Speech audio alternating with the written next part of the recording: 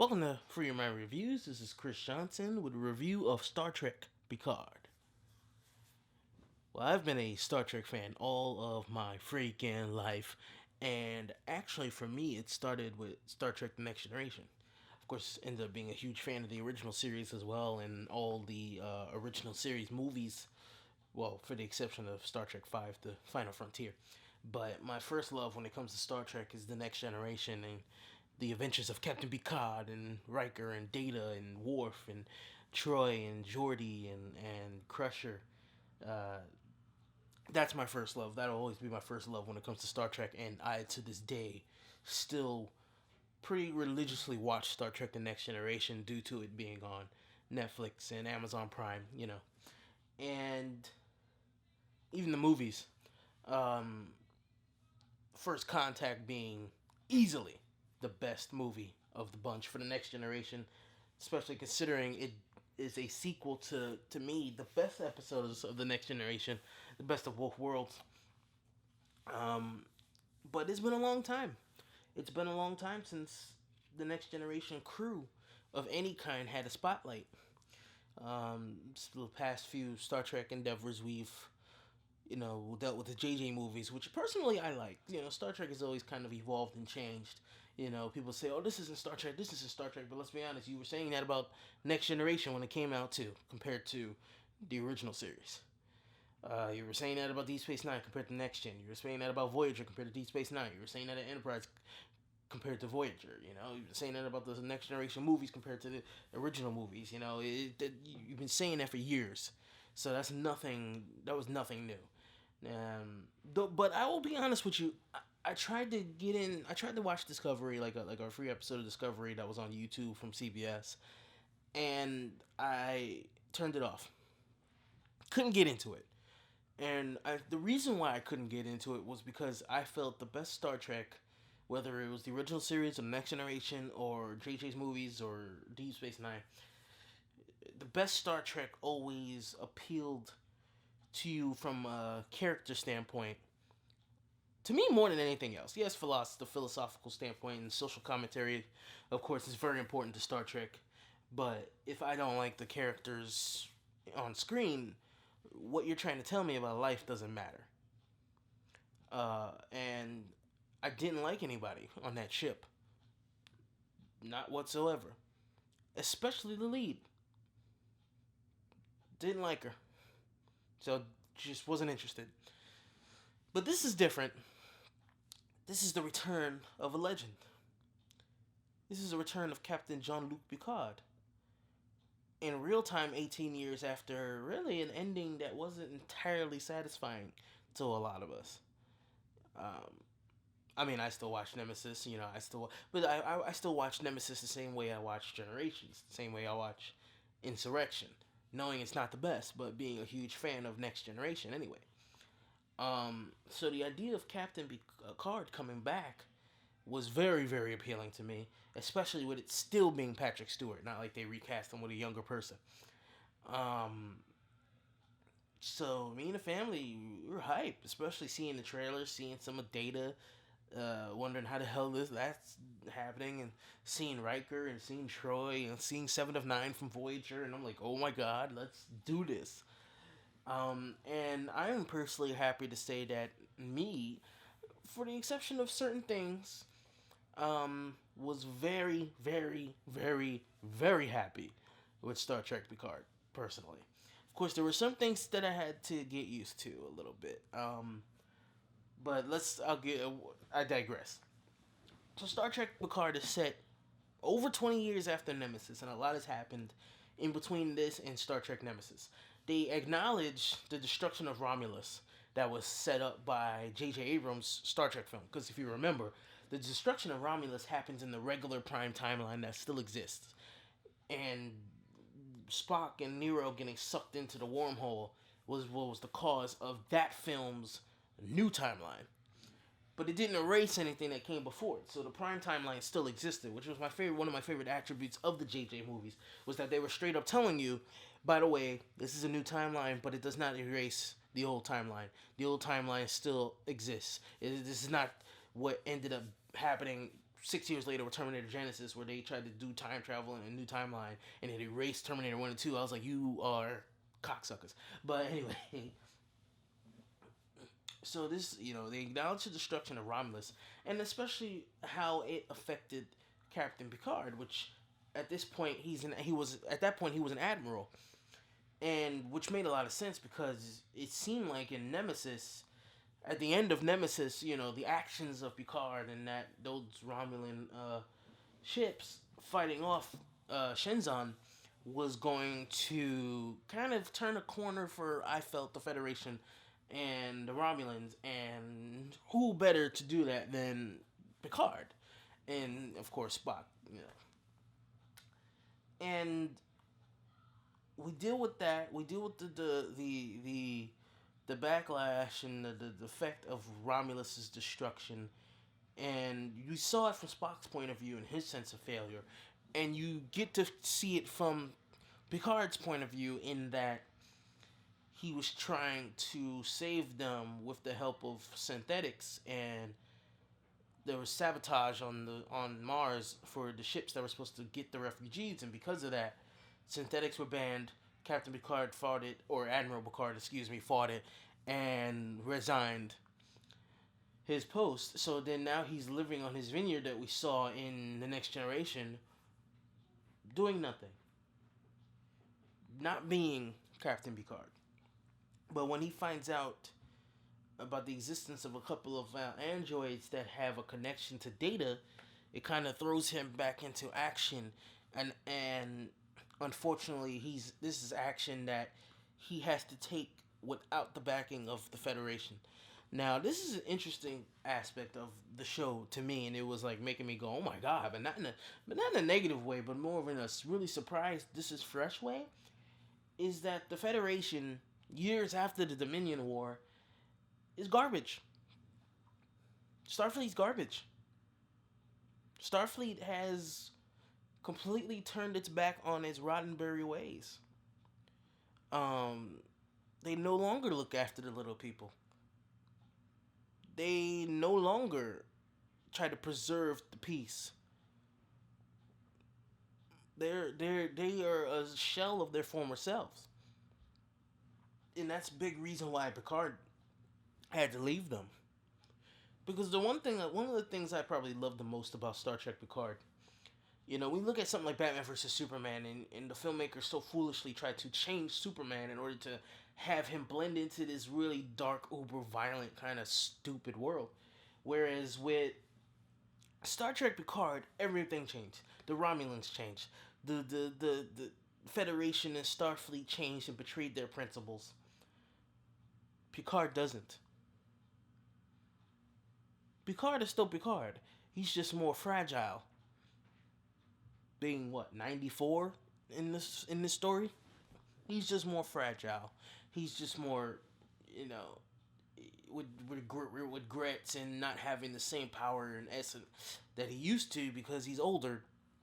And Patrick Stewart really nails it, especially considering I was still watching Next Generation episodes during the week leading to watching Star Trek Picard. And seeing, older Picard and prime Picard, and knowing that in his heart he's the same man, he just can't physically do certain things. But if there's one thing that made Picard, for me, the best Star Trek captain, was just the fact that he could do anything. You need a fight, you can get Picard. You needed somebody's foot up their ass, you can get Picard. But if you needed the diplomacy, if you needed somebody to be able to handle the business so there wasn't a fight, you get Picard. And there is actually one moment in this show, in this season, that handles that aspect of him, of diplomacy, preventing chaos, in one of the best ways I've seen Star Trek do since the old school Next Generation days. It was just a gold mine of a scene. And anybody who's a Star Trek fan who's seen the entire season knows what I'm talking about, I think. I also think they handled nostalgia perfectly. They don't overuse the classic characters. They use them when they're necessary, and it's just great and it's just great. They lead to great character moments. Like my arguably my favorite episode of the season was this episode where Picard and Soji are hiding out at Riker and Troy's house, and you see their daughter, and you see how he relates to the next generation characters compared to the new characters, and it was just amazing. And it was amazing to see that Jonathan and Marina both did not miss a beat, especially considering they haven't played these characters in 18 years. It was just awesome. Um,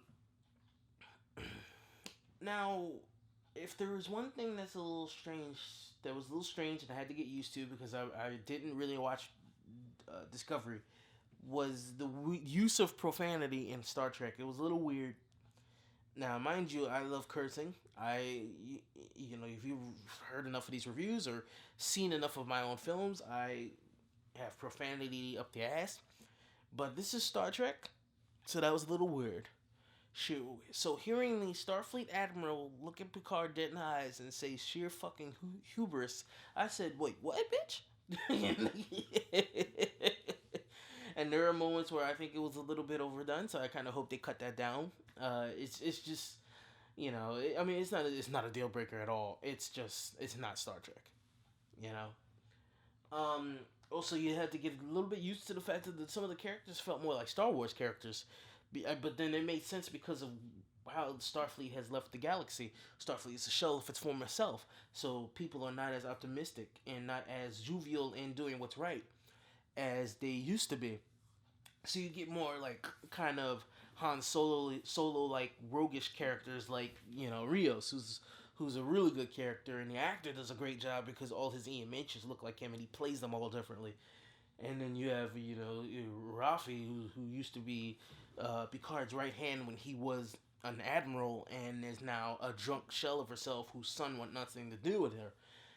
And it's very interesting because by the end of the road, he really does affect and change these people's lives and mindsets and looks in a way that only Jean-Luc Picard can. Which is once again my favorite aspect of the show, in that it doesn't change him, the essence of him, really. Show him struggle and be a little more fragile and put him in places that you've never seen him before. But as a man, he is still Jean-Luc Picard. Uh, Also, I have to say, as a fan who was not happy with Data's death and how it was handled, this show gives him kind of the send offs and call outs that I really feel like, and the importance that he deserves. Because this whole thing about the synthetics is that they basically are Data's children. And that brings out a level in Picard that really feels like he must do this mission. Not just because it's right, but because of to honor the memory of the son he lost in Data. And I thought it was awesome, and seeing Brent come back to the role, even with the weird little hair piece, was amazing. It really was. Um, and it's interesting. I gotta give CBS Access credit for making such a cinematic looking show. It's shot in a 2:40 aspect ratio instead of the aspect ratio you usually see for TV. Uh, the colors just burst. It kind of reminds you of more of JJ's world in a way, but that makes more sense for this considering it's in the future than it did for Discovery. Discovery does things that doesn't make any sense continuity wise. With this being a sequel show, it makes more sense for the visuals to be like they are here. Even though I do still feel like the Starfleet uniforms could have been better, and they were kind of like a backwards look from how they were in Nemesis. In fact, the Starfleet uniforms that they wear in the flashback when Picard was still Admiral, to me actually come off better than the ones that they're wearing in the present. The ones they're wearing in the present look a little too much like Deep Space Nine and Voyager's outfits, which would make it backwards considering the gray shouldered outfit from First Contact onward. But I love the one in the flashback scene. I wish they kept that one.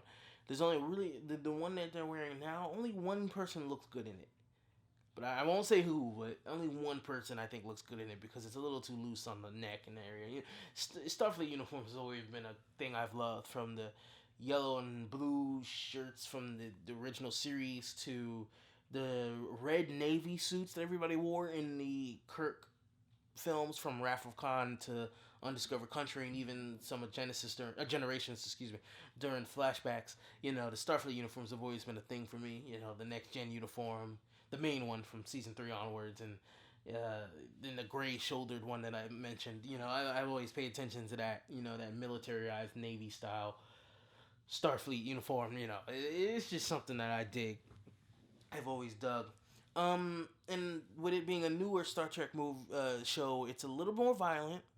You got a character in here that's basically Star Trek Legolas, and I enjoyed that. 7 of 9. It was great to see her, especially considering she's an ex-Borg. So, and now 20 years after Voyager, over 20 years after Voyager's come home, and she's had even more interactions with humans. Seeing her being a little more human and also being broken, to me that was just a very interesting aspect of it. And once again, another character that could possibly be affected positively by Picard coming back, and it shows you the power of Captain Picard, because Starfleet lost its way. It lost its way and he left, and it lost its way even further while he was gone. And to see that's what it should be. That's what a Superman movie to me would be nice. Like, to see a world without hope, to see a world full of cynicism and despair just be fixed, and by the return of a man full of hope, a man full of just overall goodness. And I actually think Star Trek Picard does that very well, and while also expanding the lore, expanding synthetics, expanding certain things about the Romulans that we didn't know about, and just taking us into a new frontier. I saw the interview of the Ready Room where Jonathan Frakes was talking about how it wasn't nostalgia. There's not a lot of nostalgia just for nostalgia. It's not dependent on it. It's not it really takes things into a new direction, because sometimes the fans don't know what they want, and I feel like it does. It does do for Star Trek what Star Wars: The Rise of Skywalker couldn't do for Star Wars. And what Star Wars has been failing to do. And even though I would love to go back to another Star Trek show of just a ship exploring, because those are just to our hearts, it was awesome to see Star Trek and Picard in this newer light, and I can't wait for season 2.